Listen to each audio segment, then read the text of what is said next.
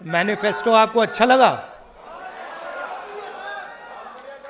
आपने देखा होगा कि प्रधानमंत्री पैनिक कर गए हैं। हाँ, बिल्कुल हिल गए हैं, घबरा गए हैं। क्रांतिकारी मैनिफेस्टो है। मीडिया में मेरे बारे में कहते थे कि पॉलिटिक्स में इंटरेस्टेड नहीं है, नॉन सीरियस है। आपने देखा होगा मीडिया में 24 घंटा non serious. MNREGA non serious, जमीन अधिकरण bill non serious, Niyamgiri non serious, Bhatta Parsaul non serious, Amitabh Bachchan, Aishwarya Rai, Virat Kohli serious.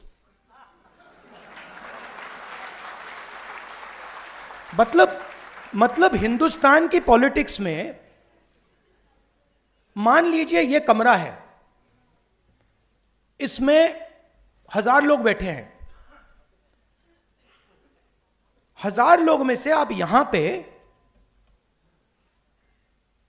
20 लोगों को हेडफोन दे दीजिए और माइक्रोफोन दे दीजिए, और वो 20 लोग 24 घंटा चर्चा कर रहे हैं, और 990 लोग यहां बैठे हुए हैं। उनकी ना कोई बात सुनता है, ना उनके पास लाउड स्पीकर, ना उनके पास माइक्रोफोन, हेडफोन। वो देखते रह जाते हैं, और जब भी कोई 90% की बात करता है तो वो नॉन सीरियस हो जाता है। तो मैंने शुरू किया, मैंने कहा देखता हूं ये जो लोग कह रहे हैं नॉन सीरियस, इनकी कंपनीज में इनके स्टेक होल्डर्स कौन है, इनके जो बड़े बड़े पत्रकार हैं, जो एंकर्स हैं। मैंने इनके नाम निकालने शुरू किए। 95% का इनमें एक है ही नहीं, एक ओबीसी नहीं है, एक ओबीसी एंकर नहीं है हिंदुस्तान में।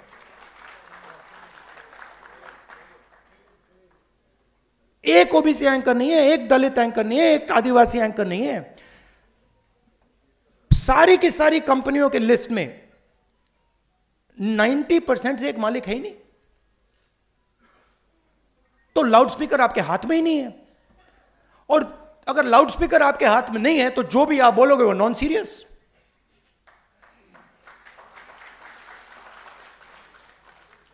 मैंने अगर इनके हाथ में लाउडस्पीकर दे रखा है, मतलब फुल पावर वाला लाउडस्पीकर, तो बाकी सब बोले ना बोले वो तो नॉन सीरियस ही होगा। वो सीरियस तो वही है जिनके हाथ में लाउडस्पीकर है। तो मीडिया में आपका कोई नहीं, और मीडिया को किसका पैसा जाता है? जीएसटी का पैसा जाता है, सरकारें पैसा देती हैं। हर स्टेट की सरकार, दिल्ली की सरकार हजारों करोड़ रुपए देती है, हिंदुस्तान की सरकार हजारों करोड़ रुपए देती है। किसका पैसा है ये जीएसटी से आता है, ये 90% का पैसा है। अब मैं कह रहा हूं कि भैया अगर 90% का पैसा है तो एक दो लाउडस्पीकर तो पकड़ा दो।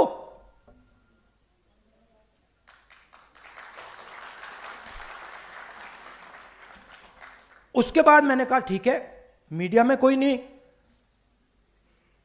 तो जुडिशरी को देखते हैं। 650 हाई कोर्ट जजेस हैं, 90% आबादी के पास 650 में से 100, और वो भी छोटे छोटे। और जब तक आप सुप्रीम कोर्ट में पहुंचोगे खत्म। चलिए बड़ी बड़ी कंपनियों को देखते हैं। 200 सबसे बड़ी कंपनियां हिंदुस्तान में, उनके मालिकों की लिस्ट निकालो। 16 लाख करोड़ रुपए, 16 लाख करोड़ रुपए उन 200 में से 25 लोगों को नरेंद्र मोदी ने दिया है। 16 लाख करोड़ रुपया। मतलब अगर आप 25 बार किसान कर्जा माफ करो, हिंदुस्तान का किसान का कर्जा 25 बार माफ करो, उतना पैसा नरेंद्र मोदी ने 25 लोगों को दिया है। 200 में से एक ओबीसी नहीं, एक दलित नहीं, एक आदिवासी नहीं। उनकी सीनियर मैनेजमेंट में एक दलित नहीं, एक आदिवासी नहीं, एक ओबीसी नहीं। तो जहां भी देखो, मीडिया में देखो, प्राइवेट अस्पतालों को देखो, बड़ी बड़ी कंपनियों को देखो, जुडिशियल सिस्टम को देखो, जहां भी देखो कोई है ही नहीं वहां पे। 90% का कोई है ही नहीं। अब मुझे फ्रैंकली जात में इंटरेस्ट नहीं है, मुझे इंटरेस्ट न्याय में है।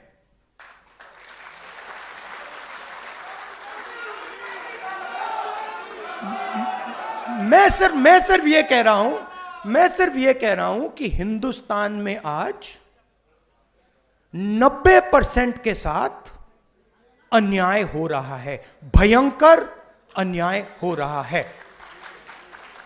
अब मैंने यह भी नहीं कहा, आज तक मैंने यह भी नहीं कहा कि हम कोई एक्शन लेंगे। मैंने सिर्फ यह कहा है कि देखिए, यह पता लगाते हैं कि कितना अन्याय हो रहा है। इसका तो कोई ऐतराज नहीं होना चाहिए। अगर आपको चोट लगे और मैं आपसे कहूं, भैया शांत हो जाए जरा, और मैं आपसे कहूं कि देखिए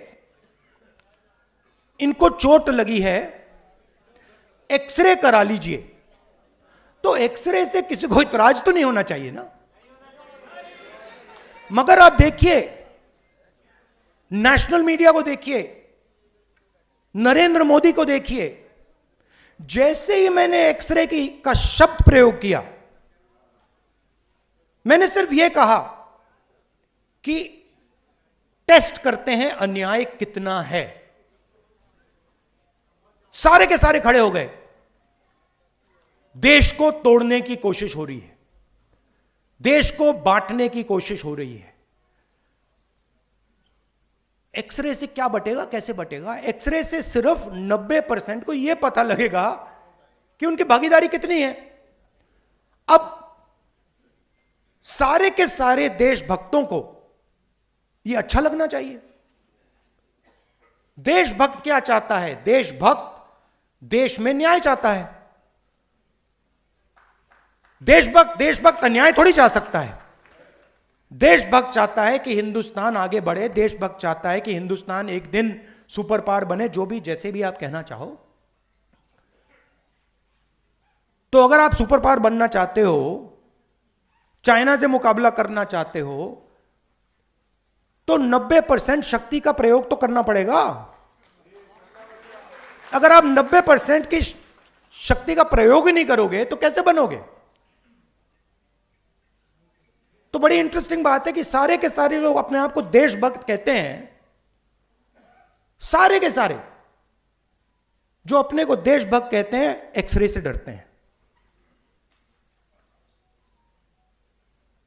मोदी जी ने 10 साल देश को कहा कि मैं ओबीसी हूं।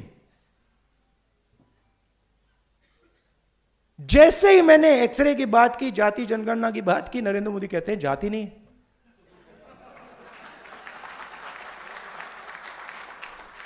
अरे जात नहीं है तो आप ओबीसी कैसे?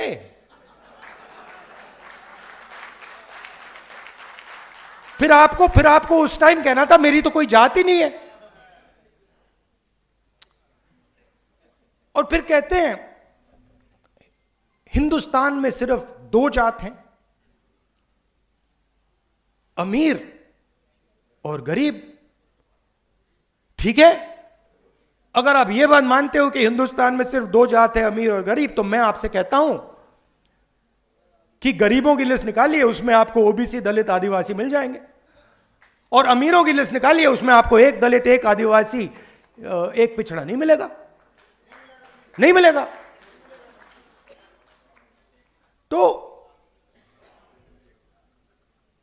ये मेरे लिए अब राजनीतिक मुद्दा नहीं है, ये आप बात समझ लीजिए।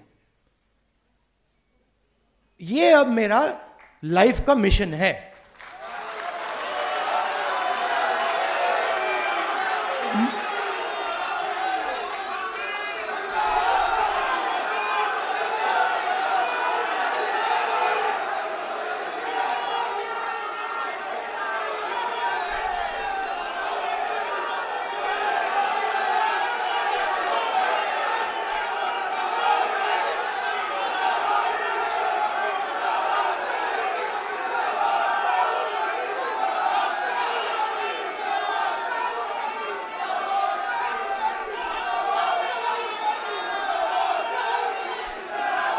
सुनिए सुनिए, अब लाइफ मिशन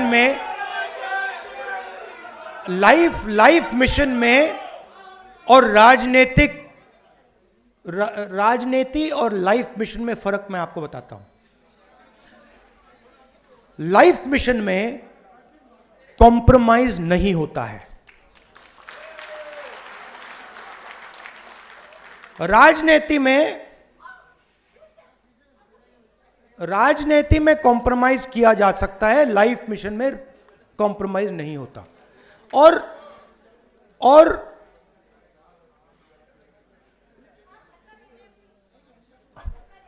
ज्यादा लोग आ गए।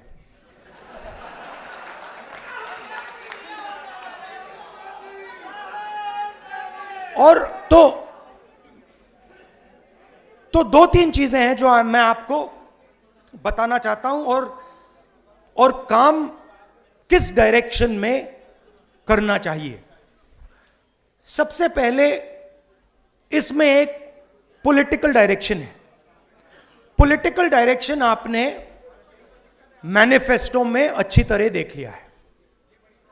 आपने ही कहा कि मैनिफेस्टो क्रांतिकारी डॉक्यूमेंट है, उसमें एक्सरे है, और उसमें जो इनकम इनइक्वालिटी नरेंद्र मोदी जी ने की है, जो 22 लोगों को उन्होंने 16 लाख करोड़ रुपए ट्रांसफर किया,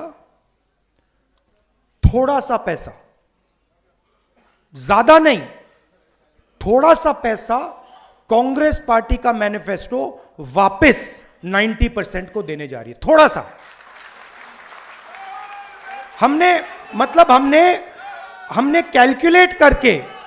हमने कैलकुलेट करके 16 लाख करोड़ रुपए नहीं दिया, कैलकुलेट करके हमने जो हमें लगा, जो न्याय हमें लगा कि इतनी मदद करनी चाहिए, हमने मैनिफेस्टो में डाल दिया है। मगर उससे भी ज्यादा बड़ा एक काम है जो आप, मैं और हम सब को एक साथ करना पड़ेगा। देखिए, जो पिछड़े लोग हैं, सबसे पहले ये शब्द मुझे अच्छा नहीं लगता है, ये पिछड़े लोग, ये शब्द अच्छा नहीं है। सबसे पहले इस शब्द को खत्म करना है।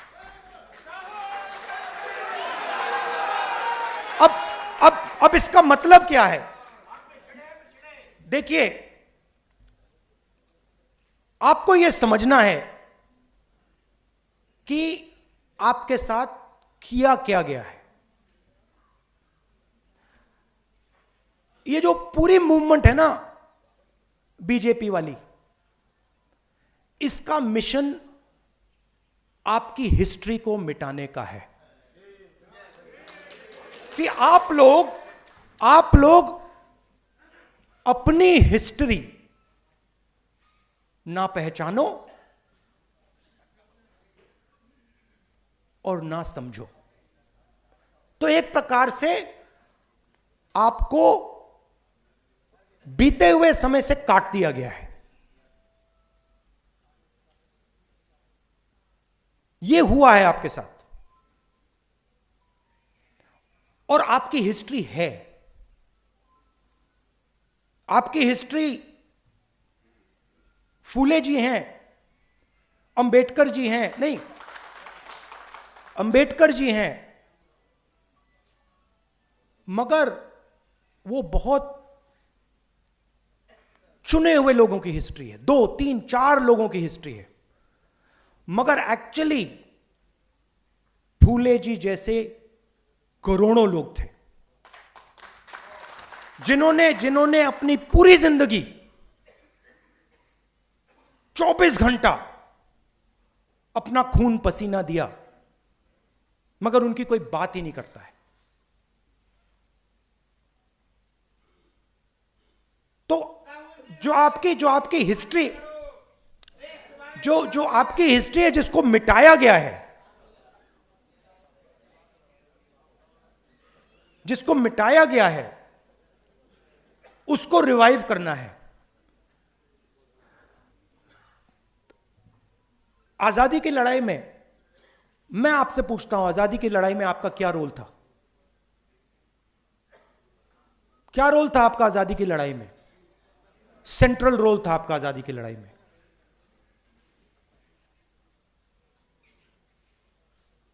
आजादी की लड़ाई पिछड़ा वर्ग, दलित, आदिवासी, इन सब ने लड़ी, मगर कोई मेंशन ही नहीं। माइनॉरिटी भी। तो मेरा कहना है कि जब तक हम आपकी हिस्ट्री को रिवाइव नहीं करेंगे, जब तक आपकी एक बार फिर जड़ नहीं लगेगी, हिस्टोरिकल जड़ नहीं लगेगी, तब तक यह लड़ाई नहीं लड़ी जा सकती। मगर यह एक बात समझ लीजिए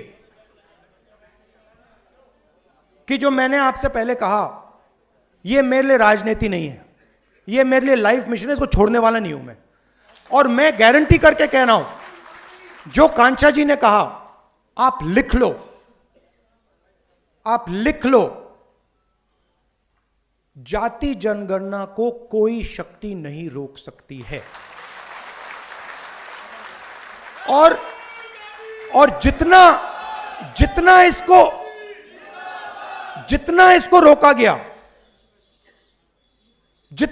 रोका गया, उतनी तेजी से, उतनी फोर्स से यह वापस आएगा।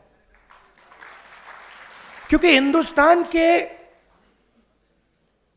90% लोगों को यह बात समझ आ गई है।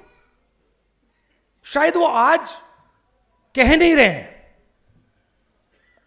खुलकर कह नहीं रहे हैं, मगर उनको बात समझ आ गई है कि हिंदुस्तान के इंस्टीट्यूशनल स्ट्रक्चर में, हिंदुस्तान की इकोनॉमी में, हिंदुस्तान के जुडिशरी में उनकी कोई जगह नहीं है, और देश 90% उनका है। तो इसको रोका नहीं जा सकता है। और जैसे ही हमारी सरकार आएगी,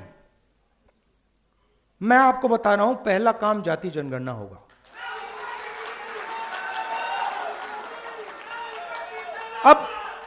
अब आपको ये जो 90% हैं, इनको आपका काम है, आपका रोल है कि इनको बताना कि देखिए, इस देश में आपकी भागीदारी नहीं है। व्हाट्सएप पर, इंस्टाग्राम पर रील देखकर भागीदारी नहीं बनती है। मैंने भाषण में कहा कि हिंदुस्तान के युवा 7-8 घंटा इंस्टाग्राम की रील देख रहा है। 90% 7 घंटा, मैंने चेक किया, सर्वे कराया। हरियाणा में मैंने लोग भेजे, सर्वे कराया कि भाई युवा कितने घंटे इंस्टाग्राम पे हैं। 7 घंटे। मतलब बीजेपी का काम जो ओबीसी वर्ग है, दलित वर्ग है, आदिवासी वर्ग है, उनका ध्यान भटकाने का है। कभी इधर भेजेंगे, कभी उधर भेजेंगे, कभी पाकिस्तान, कभी चाइना, कभी बॉलीवुड। आप भी उसमें हैं भैया।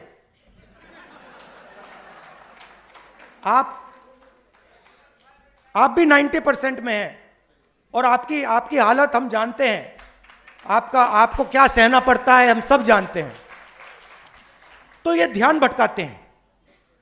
ये पूरा का पूरा जो इनको मूवमेंट है, इसका लक्ष्य ओबीसी का ध्यान भटकाना, यही है लक्ष्य। और प्रॉब्लम इनकी क्या है कि ध्यान को आप इतनी टाइम ही भटका सकते हो, और अब वो टाइम आ रहा है कि अब ओबीसी पूछ रहा है कि भैया ये हो क्या रहा है। मतलब राम मंदिर बन गया और उसमें हमारा एक आदमी नहीं दिखा। पार्लियामेंट नया खुल गया, बड़ी पूजा हुई, नरेंद्र मोदी बैठे, मगर हमारा एक आदमी उसमें नहीं दिखा। दलित, आदिवासी, यही तो कह रहे हैं, आदिवासी राष्ट्रपति है हिंदुस्तान में। मतलब ये कौन सी भागीदारी है? हेड ऑफ स्टेट राष्ट्रपति है, नया पार्लियामेंट बन रहा है, हेड ऑफ स्टेट का काम उस पार्लियामेंट को खोलने का है, हेड ऑफ स्टेट को परे कर दिया।